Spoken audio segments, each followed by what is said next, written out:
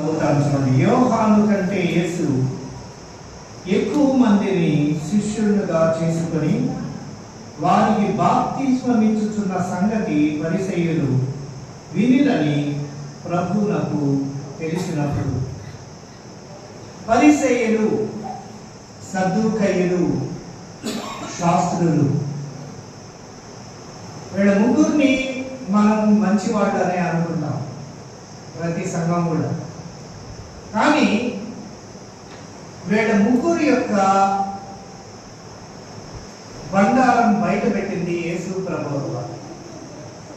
ఈ పరిసయ్యులని, శాస్త్రులని, సద్దూకయ్యుల గురించి ఆయన ఏమంటాడు అంటే సర్ప సంతానమా అంటారు. సర్ప సంతానమా అంటే ఇందులో శాస్త్రులు కూడా పైకి చాలా శుభ్రంగా ఉంటారు, కానీ అన్ని నడవడికలు, ఆచారాలు, అలవాట్లు పాటిస్తారు. కానీ హృదయంలో కుళ్ళు, ద్వేషం, అసూయ. దాని గురించి యేసు ప్రభువుల వారు కొత్త నిబంధన గ్రంథంలో చాలా చోట్ల వాళ్ళని విపులీకరిస్తూ వాళ్ళలో ఉన్నటువంటి ఆ దుర్గుణాలన్నీ కూడా బయటపెట్టి ఒకే ఒక టైటిల్ వాళ్ళకి ఇచ్చాడు. ఏంటి అంటే సర్ప సంతానమా. ఈ పరిసయ్యులు విన్నారు యోహాను కంటే ఈయన ఎక్కువ బాప్తిస్మాలు ఇచ్చున్నాడు అని. విని వారు ఏమి గ్రహించారో తెలియదు, కానీ వాళ్ళు విన్న విషయము యేసు ప్రభువుల వారు గ్రహించాడు, తెలుసుకున్నాడు. ఆయన యూదయ దేశాన్ని విడిచి గలిలయ దేశానికి వెళ్ళిపోయాడు. అయినను యేసే బాప్తిస్మం ఇయ్యలేదు, కానీ ఆయన శిష్యులు ఇస్తూ వచ్చారు. దీనిని బట్టి చూస్తే యేసు ప్రభువుల వారు తన శిష్యులను ఎట్లా తయారు చేశాడు? ప్రవక్తలుగా తయారు చేశాడు, బోధకులుగా తయారు చేశాడు, కాపరులుగా తయారు చేశాడు, ఉపదేశకులుగా తయారు చేశాడు.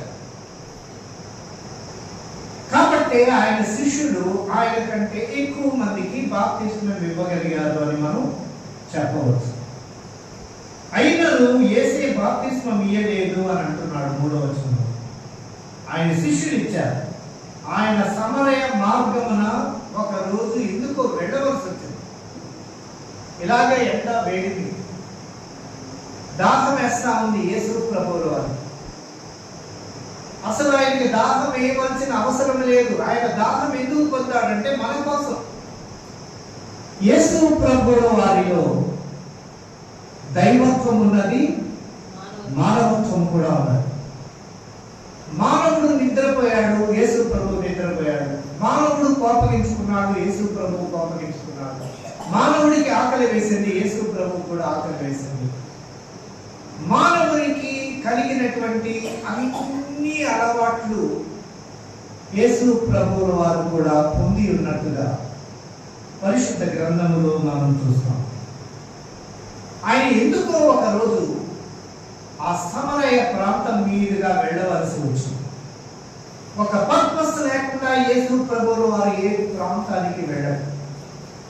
ఆయన ఒక సంఘానికి వచ్చిన, ఒక స్థలములకు వచ్చిన, ఒక ప్రదేశానికి వచ్చిన, ఒక గ్రామంలోకి వచ్చిన, ఒక కారణము లేకుండా అక్కడికి వెళ్ళడు. ఆయన సమరయకి వెళ్తూ ఉన్నాడంటే ఒక పెద్ద కారణం ఏదో ఒకటి ఉంది. యాకోబు తన కుమారుడైన ఏసావుకి ఏమిచ్చాడు? భూమి. ఆ భూమిలో సమరయలోని సుఖాలను ఒక ఊరికి ఆయన వచ్చాడు. ఆ ఊరి పేరేంటి? సుఖార. చెప్పండి. ఆ ఊరికి వచ్చాడు. ఈ ఊరు ఎక్కడ ఉంది? సమరయలో ఉంది. అక్కడ ఒక బావి ఉంది. ఆ రోజుల్లో పంపు సెట్లు, ఎలక్ట్రిసిటీకి, కరెంటుకి సంబంధించిన ఏవీ లేవు. లోతైనటువంటి బావులు, ఊట వచ్చినప్పుడు వాటిని చేదుకోవడానికి తాళ్ళు తయారు చేసుకునేవాళ్ళు మానవులు. చేదుకోవడానికి పాత్రలు తయారు చేయబడ్డాయి. అప్పటికే బంగారు, ఇత్తడి, వెండి ఇవన్నీ కూడా తెలివి చేత దేవుడి చేత మానవుడు కనుగొని ఎన్నో పాత్రలు బకెట్లు చేసుకొని వాటిని తయారు చేసుకొని పరికరాలుగా పెట్టుకొని జీవితాన్ని సాగిస్తూ ఉన్నాడు. అక్కడ ఒక యాకోబు బావి ఒకటి ఉండింది. యేసు ప్రయాణం వలన అలసి ఉన్నాడు కాబట్టి కారులో వచ్చేవాడికి మాకే అలసిపోయాం ఇన్ని నీళ్లు తాగి. మరి కాలిబాటలు నడిచిపోయేవాడికి దాహం మీద ఎండలో అయితే ఏది చాలా మంది ఏం చేస్తారు అని అంటే ఒక ఊరికి నడిచిపోయేటప్పుడు ఆ ఎండ వేడి మీకు తాగలేక ఒక చెట్టు నీడని ఆశ్రయించి కూర్చుంటాడు. ఈ ఎండకి ఒక్కొక్క స్టేట్ లో వందల మంది చనిపోయారు. మీకు తెలుసలేదు, 22 మంది 3 రోజుల్లో చనిపోయారు ఎండలకి. చచ్చిపోయిన వాళ్ళు కుర్రోళ్ళు ఉన్నారు, పెద్దలు ఉన్నారు, ముసలోళ్ళు ఉన్నారు. ముసలోడికి వాడు బాగానే ఉన్నారు, ప్రమాణం. కుర్రోళ్ళు చచ్చిపోయారు, వాళ్ళ ఇంజన్ మంచిది. కుర్రోళ్ళు చచ్చిపోయారు, ముసలోళ్ళు చచ్చిపోయారు.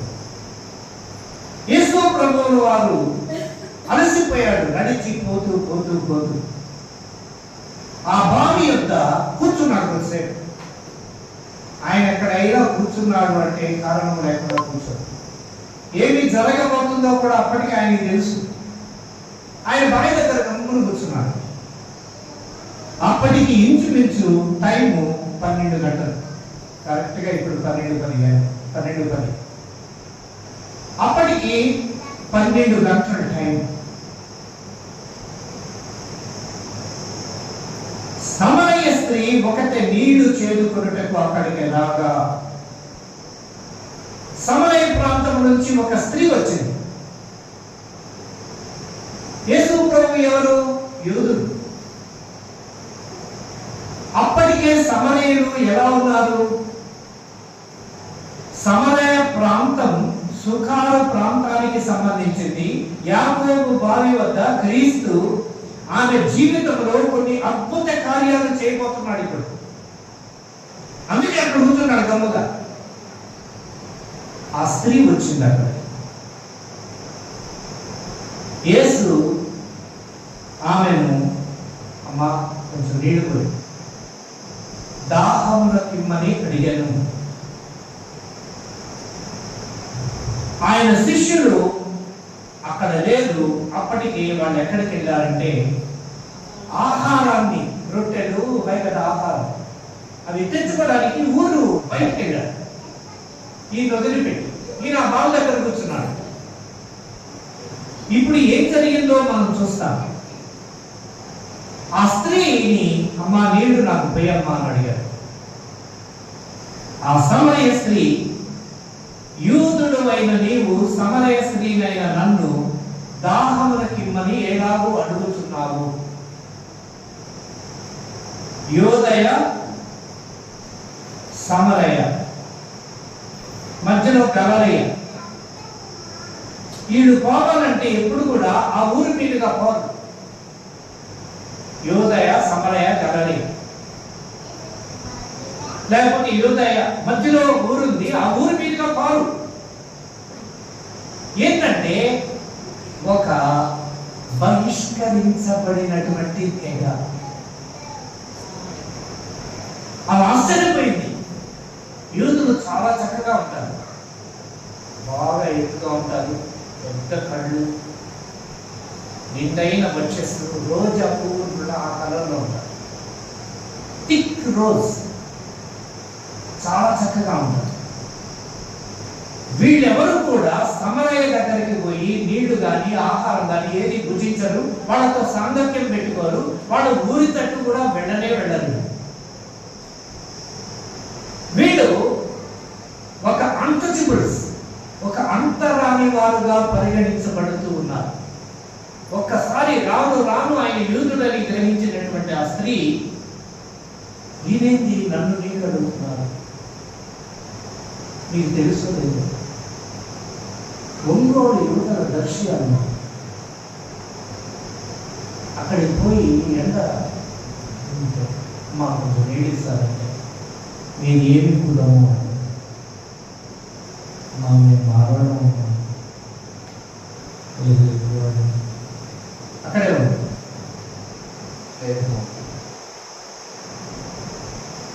అంత చెప్పింది. యేసు ప్రభువు వారికి పార్షియాలిటీ లేదు.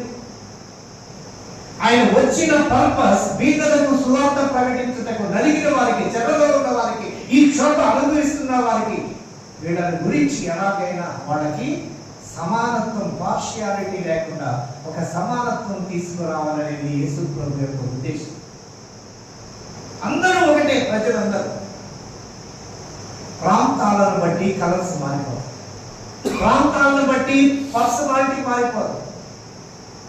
నువ్వు నేరుగా ఇప్పుడు మంగోలియన్ దగ్గరికి వెళ్తే వాళ్ళ ఒక పర్సనాలిటీ ఉంటారు, చైనా వాళ్ళ దగ్గరికి వెళ్తే ఒక పర్సనాలిటీ ఉంటారు, వెస్ట్ ఇండీస్ దగ్గరికి వెళ్తే ఒక పర్సనాలిటీ ఉంటారు. వాళ్ళ ఆహారం అలవాటు, వాళ్ళు నడిచే పద్ధతి, వాళ్ళు తినే పద్ధతి అంతా కూడా పరిస్థితిని బట్టి, శీతోష్ణ స్థితిని బట్టి, కళలు అన్నిటిలో మార్పు అనేవి గ్రహిస్తారు. కానీ దేవుడు సృష్టించినప్పుడు ఒక ఆదాముని సృష్టించాడు, ఒక అవ్వని సృష్టించాడు. అక్కడి నుంచి వచ్చిన వాళ్ళమే మనం అంతా కూడా. రేపు అమెరికా ఆయన వస్తాడు 7వ తేదీ. ఆయన చూసి ఆపటి ఇంకా చూస్తున్నాం, మనలో ఒక ఏం చూస్తుంది.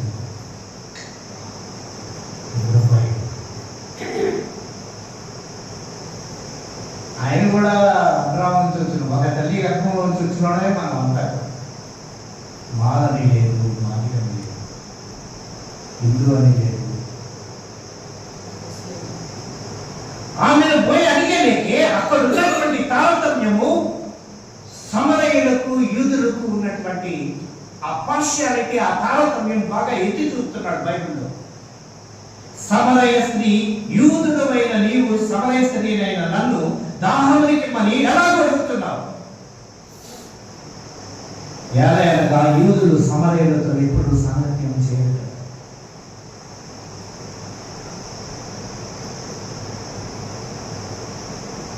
అప్పుడు యేసు ప్రభు అంటున్నాడు, నీవు దేవుని, అందుకు యేసు, నీవు దేవుని వరమును నాకు దాహమునకిమ్మని నిన్ను అడుగుచున్న వాడెవడో నీవు ఎరిగి ఉంటే నీవు ఆయనను అడుగుదువు, ఆయన నీకు జీవజలం ఇచ్చునని ఆయనను అడుగుదువు, ఆయన నీకు జీవజలం ఇచ్చునని ఆయనతో చెప్పెను. అప్పుడు ఆ స్త్రీ, అయ్యా, నీ దగ్గర నుండి నిన్ను సుఖాలని బావి దగ్గర నీటిని అడుగుతున్న వాడెవడు నీకు తెలియదు. ఒకవేళ నీకు తెలుసుంటే నువ్వు నిత్య జీవము కోరుకునేదాన్ని, జీవజలాన్ని కోరుకునేదాన్ని. నువ్వు నిన్ను అడుగుతున్న వాడెవడో నీకు తెలియదు అన్నాడు. అప్పుడు ఆ స్త్రీ, ఈ బావి లోతైనది, చేదుకొనుటకు ఏమీ లేదే, ఆ జీవజలము ఎలాగూ దొరుకును? అయ్యా, ఇది 30 అడుగులు ఉంది, చేదుకొనుటకు ఏమీ లేదు.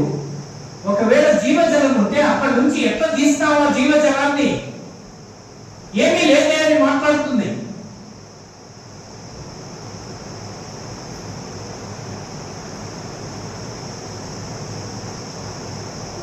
తానును తమ కుమారుడును పశువులను ఈ బావి నీళ్లు త్రాగి మాకిచ్చిన మన తండ్రి అయిన యాకోబు కంటే నీవు గొప్పవాడవా అని ఆయనను అడిగాను. బావి యాకోబు బావి, ఆ పేరు అట్లే ఉంది పాత నిబంధనలో ఉన్న యాకోబు బావి. మా పశువులు, మా బిడ్డలు, మా తాతలు, మా ముత్తాతలు, మేము ఈ నీరే తాగుతున్నాం. ఆ యాకోబు కంటే గొప్పవాడు వాళ్ళు. అందుకు యేసు, ఈ నీళ్లు తాగు ప్రతివాడు మరలా తప్పికొనును. ఈ లోకంలో నీళ్లు తాగుతున్నప్పుడు ఆ మళ్ళీ దాహం అవుతుంది. నేనిచ్చు నీళ్లు త్రాగు, వాడెప్పుడు తప్పికొనడు. నేను వారికి ఇచ్చు నీళ్లు నిత్య జీవములకై దానిలో ఊరేడి నీటి బుగ్గగా ఉండునని ఆమెతో చెప్పాను. నిత్యము ఊరే నీటి బుగ్గ. ఆ స్త్రీ ఆయనను చూచి, అయ్యా, నేను దప్పికొనకుండునట్లు, చేదుకున్నట్టు ఇంత దూరం రాకుండానట్లు ఆ నీళ్లు నాకు దయచేయమని అడగగా, నీవు వెళ్ళి అయ్యా నీళ్లు నాకు ఇయ్య, నాకు ఇవ్వు. ఎట్లా ఈ నీళ్ళు తాగితే మళ్ళీ దాహం అవుతుందని నువ్వే